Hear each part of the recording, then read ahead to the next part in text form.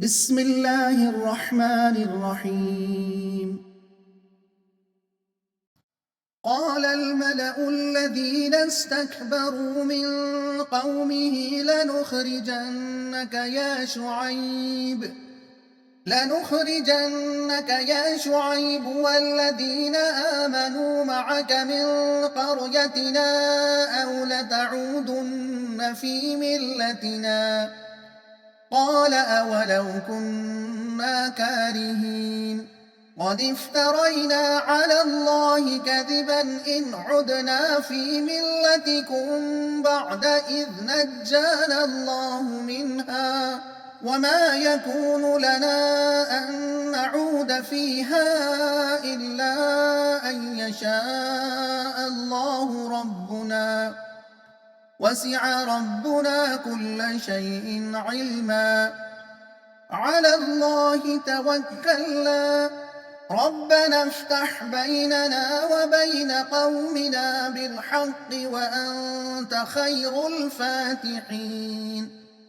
وقال الملأ الذين كفروا من قومه لئن اتبعتم شعيبا إنكم إذا لخاسرون فأخذتهم الرجفة فأصبحوا في دارهم جاثمين الذين كذبوا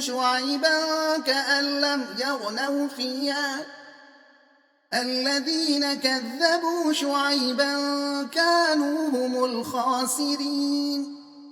فتولى عنهم وقال يا قوم لقد أبلغتكم رسالات ربي ونصحت لكم فكيف آسى على قوم كافرين.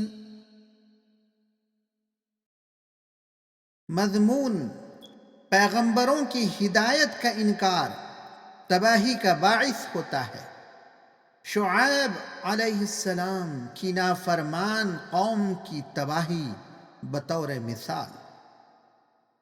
मतलब शुआइब अलैहिस्सलाम की कौम के सरदारों ने अपनी कौम को यकीन दिलाया कि हम शुआइब अलैहिस्सलाम की इस हिदायत को मान लें कि हम ईमानदारी और रास्तबाजी से मुआमला करेंगे तो हमारी तिजारत चल न सकेगी, हम बर्बाद हो जाएंगे। उस नाफरमानी की उनको ये सज़ा मिली कि एक दहला देने वाली आफत ने उनको आन लिया और पूरी कौम नेस्तो नाबूद हो गई।